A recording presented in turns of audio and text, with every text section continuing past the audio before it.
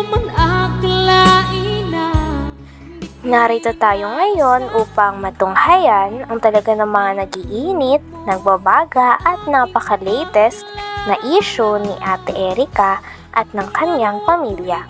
Sa pagpapatuloy nga ng ating istorya ay nandun muli si Kalingap Val Santos Matubang sa bahay nila Ate Erica sapagkat nais niyang ma-interview ang lolo nito at lola niya. Sapagkat dahil nga sa away nila ay nagkawatak-watak na nga ang kanilang pamilya at galit na rin si Lolo Miguel kay Ate Erica. Kasalukuyan nga na kinikwento ni Lolo Miguel ang mga pinagdaanan nila kasama si Ate Erica nung bata pa sila at inaalagaan niya ang mga ito. Hindi po, hindi masisilip dyan. Ito yung silip po. Malayo po din baga po sa yung paglusong doon na tapos may kahon. Oo, alam mo sila. Kaya nga po na at malalawin nito na doon. So ito yung bahay ng tatay po. Sige natin po, ipapa-repair natin to. Ito po yung bahay po nila. Sa halip po, ito yung dapat itulungan. Noon, di ba? Next po, ito yung Kalingap Outhouse natin. Pero divert kay Erica yung tulong po. Kasi nagkakalingap angel po yan. Yung natin din, binabag yung Kalingap Rap. Umayaw po.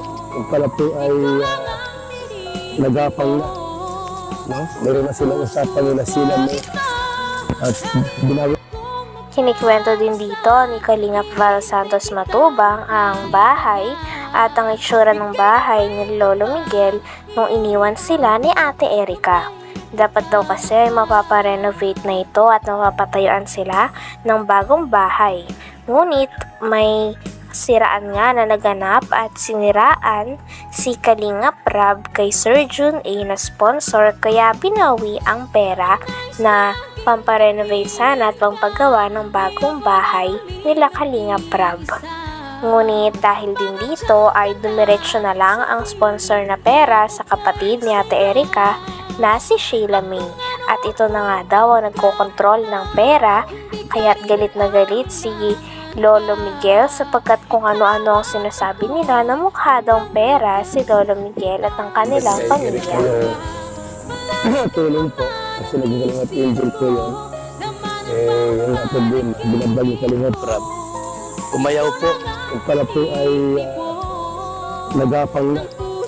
No? Meron na silang usapan nila sila mo. At binawi po yung pera yung kalating milyon na ibinigay kay Kalingap Rap para pagawa ng bahay. Pinailit na. Mga kaibigan. Yun ang gusto lang ang magawa natin. Pero sana mga pumagaibigan, hindi mabago yung paginawa mo. So, tingin doon sa lulat-lulat nila. Ano ba yan? Jun A, kung ikaw po nakikinig, nag-proud sa ating video ngayon. Ano mga sabi niyo po? Yung mga sinabi nila. Hanggang matanda. Ako, dito ako para tulungan po sila. Kasi nagtawag sa atin, chat at text at yun po yung tulong sa atin. Although sila po ay Ayon pa sa pamilya ni Ate Erica ay para sa kanila daw ang isang pamilya ay nagdadamayan daw at magkasama sa hirap at ginhawa. Ngunit nabaliktad na nga at hindi na ganito ang nangyayari dahil simula daw nagkaroon na ng pera at nahawakan na ni Ate Erica at ng kanyang ate ang pera na pinadala ni Sir June A ay nagbago na daw ang ugali ng mga ito. Na hindi na nga daw nila binibisita ang mga tao na nag-aruga, nagpalaki at talaga namang nagpaaral sa kanila simula nung bata pa sila. Hindi na rin daw hangad ni Lolo Miguel na magkaayos pa sila. Ang gusto na lamang nila ay sana manahimik na ang mga tao kakabato ng mga maling impormasyon at paninira sa kanilang pamilya dahil ayaw ni Lolo Miguel na nilalapastangan siya. Yung binabago yung pagkakataon. So, tingin doon sa lulat-lulat nila. Ano ba yan? Jun A, kung ikaw po nakikinig, nag-upload sa ating video ngayon, ano masasabi niyo po yung mga sinabi nila hanggang matanda? Ako, dito ako para tulungan po sila kasi nagtawag sa atin, chat at yung po yung tulong sa atin. Although sila po ay siguro ka po ang nagka-problema kasi umalis sa kalinga, di nagpa-vlog. Kaya yung vlog ko dito mga kalinga, tuloy-tuloy po yun. Kasi ang naka-scout dito ay si Rio at Malala. Ay lumigil. So, ang tanong ko kayo Mr. ay Jun A, ano ang masasabi mo? Nasa dalawang hinahangaan mo. Di ba ay nakatayo, nakag-Diyos. Dahil sa problema na ito sa pagitan ni Ate Erica at ng kanyang pamilya, ay sabi nga din ni Kalingap Val Santos Matubang na handa daw siya na solusyonan ng ito. Kaya naman tinatanong niya at patuloy niyang ini-interview ang pamilya ni Ate Erica nang sa ganon ay malaman niya pati na rin ng mga tao ang tunay na side o ang hinaing ng pamilya ni Ate Erica sa kanya. Hangad pa din naman ni Kalingap Val Santos Matubang na maayos daw ang away na ito sa pagitan ni Ate Erica at ng kanyang pamilya. Dahil kahit anong mangyari ay hindi maalis ang katotohanan na lahat sila ay isang pamilya at magkakadugo lamang. Kaya pangit lang din na nag-aaway sila dahil sa pera at matatapos ang kanilang koneksyon dahil lamang dito. Dito mga kalinga, tuloy-tuloy po yun. Kasi ang naka-scout dito ay si Rio at Malala. Ay lumigil. So, ang tanong ko kayo Mr. ay Jun A, ano ang masasabi mo? Nasa dalawang hinahangaan mo. Di ba ay nakatayo, nakag-Diyos. Ang sinilis ko. Huwag mong huwag mong konsultuhin ng dalawa. Hindi pa natin ito rito, nag-birthday yung Lola, hindi na mga padala. Pero sa pinto-pinto pa, sila may gastos to sila sa birthday. Yung parang sa nabigyan na may birthday dito. Ano po? So, Sam! Paalam mo rin po ako sa may lupa.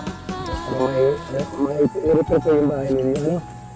Tapos ayos natin yung problema. Sana, tayo. Kung malamang Nagtanong pa nga si Kalingap Val Santos Matubang kay Lolo Miguel kung mapapatawad niya pa daw ba at paano kung humingi ng tawad si Sheila May pati na rin si Erica sa kanilang bahay. Sabi naman ni Lolo Miguel ay ayaw niya na daw talagang harapin ang mga ito sapagkat okay daw sana sa kanya kung iniwan na lamang sila. Ngunit hindi niya matatanggap ang panlalapastangan na sinabi ng kanyang mga apo sa kanya na mukha silang pera at parang mga gutom na aso. Kaya wala na itong balak makipag-ayos. Huwag mong konsultuhin ng dalawa. Hindi pa napunta rito, nag-birthday yung Lola, hindi na mga padala. Pero sa pinto-pinto pa, sila may gastos to sila sa birthday. Yung parang totoo na nabigyan na may birthday dito. Ano po? So, Sam! Paalam mo rin po ako sa may lupa. Para may i-repair ko yung bahay ninyo, ano? Tapos ayos natin yung problema. Sana, tayo. Kung malamang matala ko yung nag-isip ni Erica dito. Sila mo. Yan na po sa akin. Nagtapo ka na? Inirest ko na po sa aking memorya. Nagtapo ka na sa kanila? Kung sakaling bumalik, ano yung tawad? Tanggapin mo? Kahit na planet lang. Masagit na ako sa loob, ano? Simple po sa ginawa lang yan. Kahit pag ikaw na sugatan, pero may pilat yan. Hanggang dito na lamang muna ang ating napakainit, nagtitrending at talaga namang mas nakakaintriga na issue ni Ate Erica. Maraming salamat sa inyong panonood. Hanggang sa muli. Bye!